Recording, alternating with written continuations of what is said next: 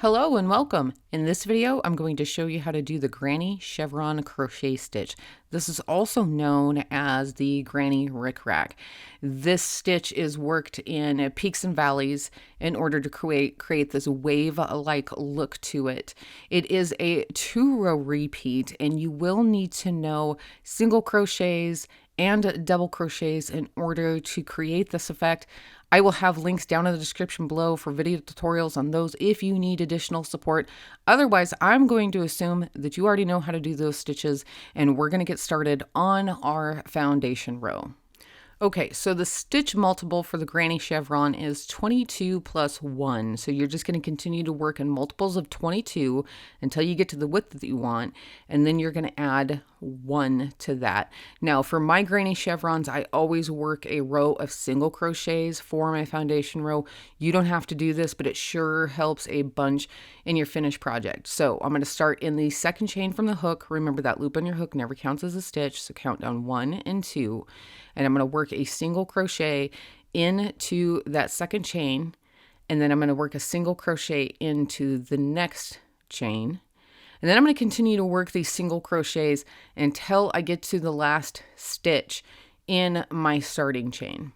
Okay, so I'm going to let you do that, and then I will meet you back here, and we're going to start on row number 1 of our 2-row repeat.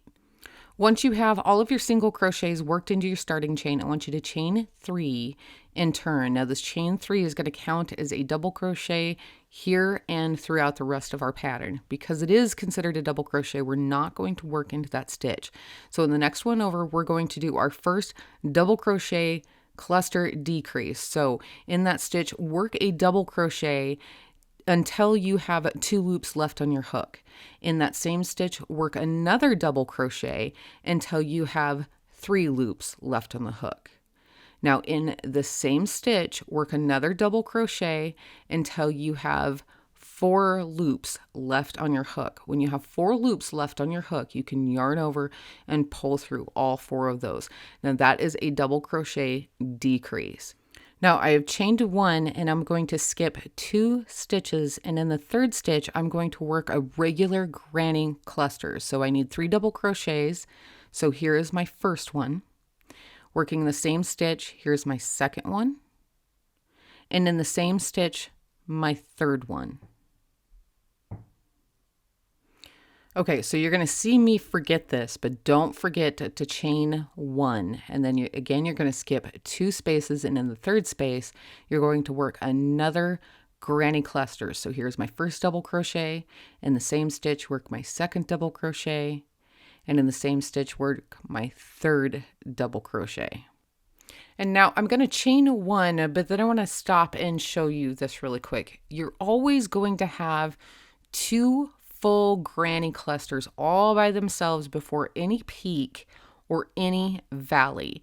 So we're going to work the first double crochet cluster of our first peak. So I'm skipping 2 single crochets, and in the third I'm going to work a granny cluster. So here's 1 double crochet, here's 2, here's 3.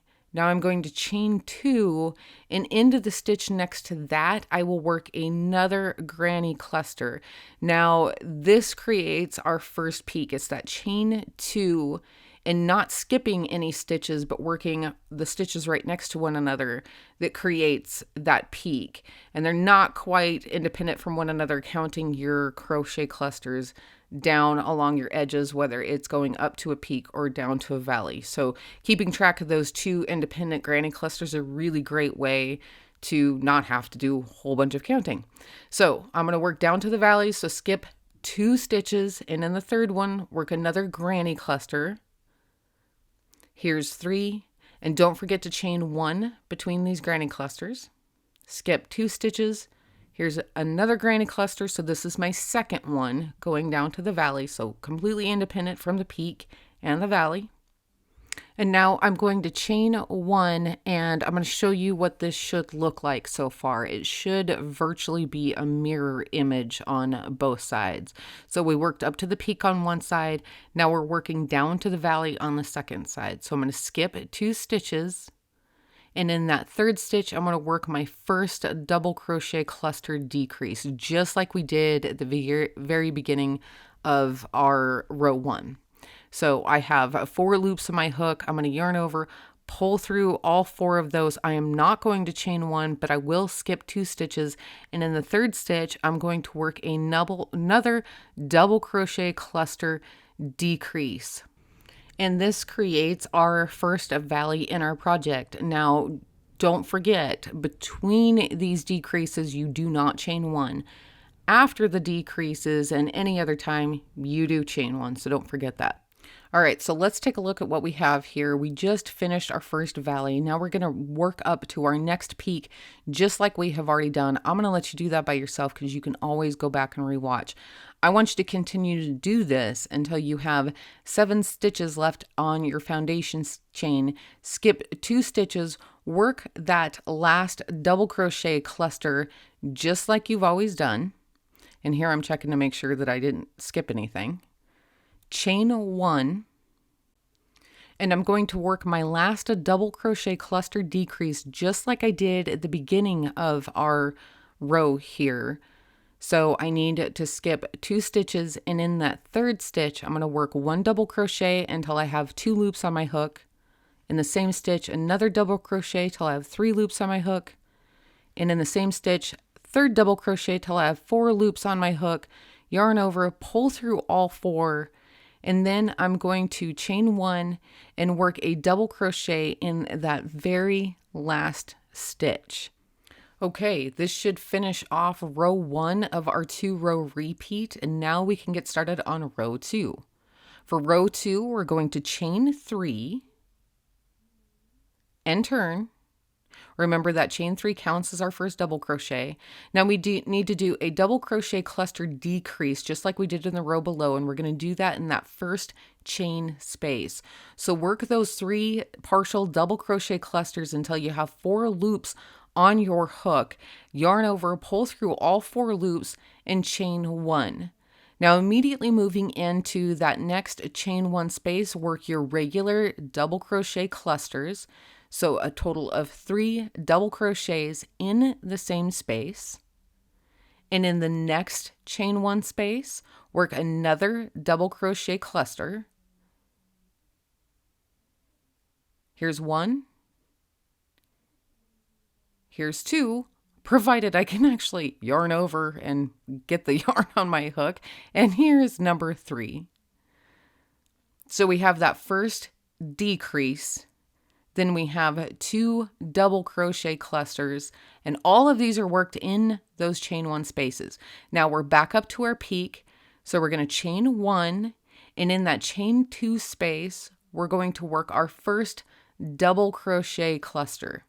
So there's 1, here's 2, here's 3, I'm going to chain 2, and in that same chain 2 space, I'm going to work another double crochet cluster. So there was 1, there's 2, and here's number 3. Okay, so now that we're over this peak, we're going to start working down to the valley, and I'm going to show you how to do this, and then I'll pretty much leave you on your own for it. So chain 1, and then in that next chain 1 space, work a double crochet cluster. And then chain 1, and into the next chain 1 space, work another double crochet cluster. I have a really hard time remembering these chain 1s because I don't typically chain 1 in between my granny clusters, but I really think it's important to do it on the chevron. So try not to forget that, folks. All right, so here's what you should have so far. We're going to do this valley here real quick. It is exactly like the row below, but I'm going to show you how to do this.